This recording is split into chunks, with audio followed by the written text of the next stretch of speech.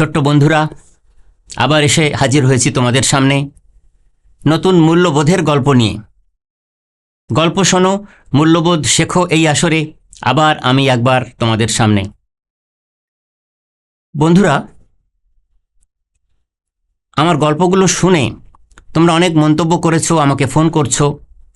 আমি অনুপ্রাণিত হয়ে নতুন নতুন গল্প তোমাদের জন্য সামনে নিয়ে আসবো। তোমরা সেগুলো শোনো, অন্যদেরকে শুনিও। তো চলো প্রথমে আমরা আজকের গল্পটি শুনে নিই। আজকের গল্পটির নাম হচ্ছে একজন ভৃত্য আর একটি সিংহ, the slave and a lion. ছোট্ট বন্ধুরা, কি হয়েছে দেখো, সিংহ কি ভয়ঙ্কর প্রাণী, তাই না? তো এক দেশে এক রাজা ছিল।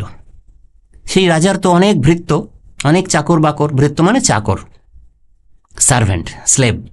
তো কি হয়েছে, তাদের তো অনেক খাটায় না, রাজার লোকজন অনেক পরিশ্রম করায়। তারাও তো মানুষ, বলো, তাদের কত কষ্ট হয়।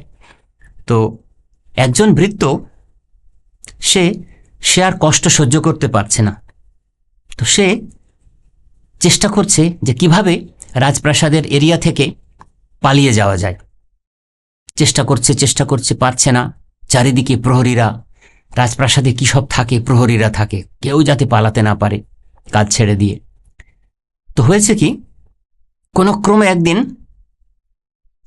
ওই চাকরটি, ভৃত্যটি রাজপ্রাসাদ, পাঁচিল সব টপকে পালিয়ে গেছে।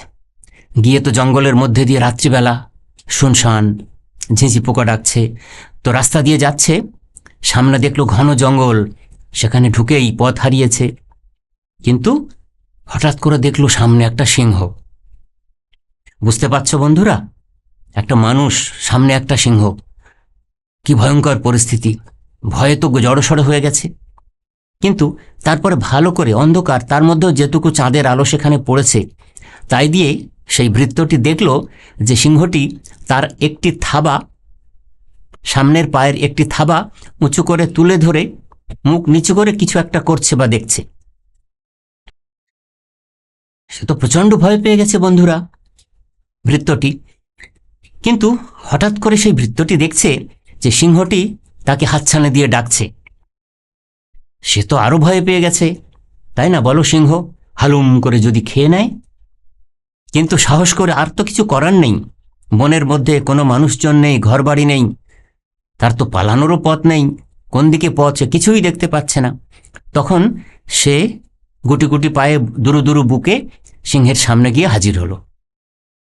সিংহ তাকে বলল, দেখো, আমার পায়ে এত বড় একটা পেরেক ফুটেছে, তো তুমি এটা আমাকে একটু তুলে দাও, আমি পারছি না। তো সেই ভৃত্যটি, রাজার সেই ভৃত্যটি সিংহের থাবা থেকে সেই নেল বা পেরেকটি তুলে দিল। গল গল করে রক্ত বেরোলো। তো সেই ভৃত্যটি তখন শুশ্রূষা করে যা যা করার সম্ভব, বনের লতা পাতা যা দিয়ে রক্ত তঞ্চন হয়, সব কিছু এনে টেনে আস্তে আস্তে সে সিংহকে সুস্থ করে তুলল, তার থাবাকে সুস্থ করে তুলল, রক্ত মুছিয়ে দিল, সব কিছু করল। তো দেখো বন্ধুরা, কেউ যদি কারোর উপকার করে, তাহলে অন্যজন কি করবে? সেও তো তার সঙ্গে বন্ধুত্ব করবে, তাই না?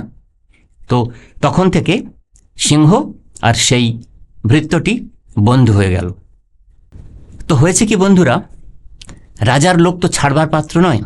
তারা সেই ভৃত্যটিকে খুঁজে বেড়াচ্ছে, চারদিকে লোক লাগিয়ে দিয়েছে। বেশ কয়েকদিন পরে একদিন কোনো একটা বাজারের এরিয়া থেকে সেই ভৃত্যটিকে ধরে ফেলেছে রাজার সৈন্যরা। নিয়ে তো রাজার কাছে নিয়ে এসছে। রাজা গেছে আগুন হয়ে, কেননা না জানিয়ে সে রাজপ্রাসাদ থেকে কাজকর্ম ছেড়ে পালিয়ে গেছে। রাজা গেছে প্রচণ্ড রেগে বন্ধুরা। তখন রাজা সৈনিকদের আদেশ দিল, কে কোথায় আছো, যাও ওকে নিয়ে সিংহের খাঁচায় ভরে দাও। যেই বলা সেই কাজ বন্ধুরা। তো রাজার আদেশ অমান্য করা যাবে না। তো রাজার লোকজন, লোক লস্কর, তারা সেই মানুষটিকে, সেই স্লেভ বা সেই চাকরটিকে ধরে নিয়ে গিয়ে বড় একটা সিংহের খাঁচায় ভরে দিল। রাজা কি ভেবেছে যে সিংহের খাঁচায় ভরে দিলে সিংহ তো মানুষটাকে খেয়ে ফেলবে, তাহলে চরম মৃত্যুদণ্ড দিয়েছিল লোকটিকে রাজা। কিন্তু ভাগ্যের কি পরিহাস, সিংহের খাঁচার ভেতরে যখন লোকটিকে ছেড়ে দেয়া হলো, তখন তাকিয়ে লোকটি দেখল, সেই ভৃত্যটি দেখল, আরে যে সিংহটিকে আমি শুশ্রূষা করে তার পায়ের থাবা থেকে পেরেক তুলে দিয়েছিলাম, এ তো সেই সিংহটি। চিনতে পেরেছিল। বুঝলি তো বন্ধুরা? তেমনিভাবে সিংহটিও চিনতে পেরেছিল, এই মানুষটিই তো আমাকে পেরেকটি তুলে দিয়ে আমাকে চলতে সাহায্য করেছিল, এ তো আমার সেই বন্ধু। দুজন দুজনকে চিনতে পারল। তাহলে কি হলো বন্ধুরা, বুঝতে পারলে তো যে সিংহ তো আর সেই মানুষটিকে খেলো না। কাছে আসলো, লোকটি সিংহের মাথায় হাত দিল। তখন বাইরে যারা দাঁড়িয়েছিল, রাজার লোক লস্কর, সেনাবাহিনীর লোকজন, তাদের তো চক্ষু ছানা বড়া, হা হয়ে গেছে, এ কি করে সম্ভব। পরে যখন লোকটির কাছে, সেই ভৃত্যটির কাছে সব কথা শুনল তারা, এবং সেই খবর রাজার কাছে গেল, রাজা তখন মহা খুশি হলেন। খুশি হয়ে সে ভৃত্যকে ক্ষমা করে দিলেন এবং আবার তার কাজে বহাল করালেন বন্ধুরা। আর সিংহটিকেও খাঁচা থেকে মুক্ত করে বনে ফেরত দিলেন, বনে পাঠিয়ে দিলেন। তো বন্ধুরা দেখো, তাহলে এই গল্প থেকে তোমরা কি শিখলে? আমরা কি শিখলাম বন্ধুরা, ছোট্ট বন্ধুরা? না, তুমি যদি কারোর সাহায্য করো, তাহলে দেখবে সেও তোমার জন্য সাহায্য করতে এগিয়ে আসবে। If you help others, others will help you. তাই না বন্ধুরা? তো তোমরা এখন ছোট, কিন্তু এখন থেকে বাড়িতে, বাইরে, খেলাধুলার জায়গায়, স্কুলে, অন্যান্য যেখানে যাবে, আত্মীয় স্বজনের বাড়িতে, সব সময় চেষ্টা করবে সামান্যতম সুযোগ পেলে, যত ছোটই হোক, অন্যের সাহায্য করার চেষ্টা করবে। আমরা সবাই চেষ্টা করব। সবাই যদি আমরা অন্যের জন্য একটু সাহায্য করতে পারি, তাহলে তার ভালো হবে এবং সেও আমাকে সাহায্য করবে। তোমরা তো কবিতায় পড়েছ বন্ধুরা, যে প্রত্যেকে আমরা পরের তরে, তাই না? তো তাহলে এটা আমাদের ভাবতে হবে।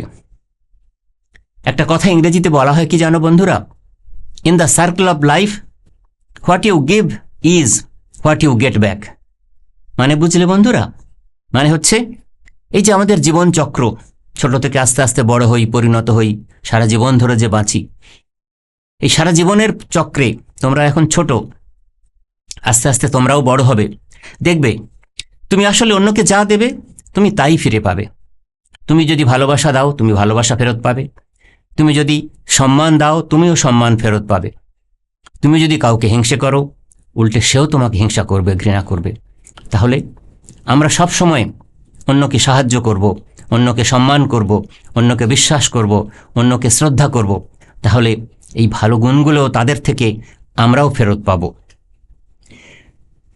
ছোট্ট বন্ধুরা, তোমরা যদি তোমাদের হৃদয় অন্যের জন্য খুলে দাও, তাহলে দেখবে অন্যেরাও তাদের হৃদয় তোমার জন্য খুলে দিয়েছে, তোমার দিকে সাহায্যের হাত বাড়িয়ে দিয়েছে। ছোট্ট বন্ধুরা, ছোট্ট একটি গল্প, কিন্তু এই যে ভৃত্য আর এই যে সিংহের গল্প থেকে তোমরা যেটা শিখলে, যে তোমাদের মনের বাগানে যদি তোমরা দয়ার চাষ করো, কাইন্ডনেস, এই দয়ার চাষ করো, তাহলে কি হবে না, তোমাদের জীবন, আমাদের সবার জীবন একটা সুন্দর ফুলের বাগানে পরিণত হবে বন্ধুরা। এই চর্চা আমাদের করে যেতে হবে। অন্যকে সাহায্য করার সুযোগ পেলেই দ্বিধা না করে, কাল বিলম্ব না করে আমাদের সবাইকে এগিয়ে আসতে হবে। সে ছোট হোক বড় হোক, সবাইকেই। তোমরা খুব ভালো থেকো বন্ধুরা, খুব মন দিয়ে পড়াশোনা করো। আবার শিগগিরই তোমাদের সামনে হাজির হব, আবার সুন্দর নতুন একটি গল্প নিয়ে।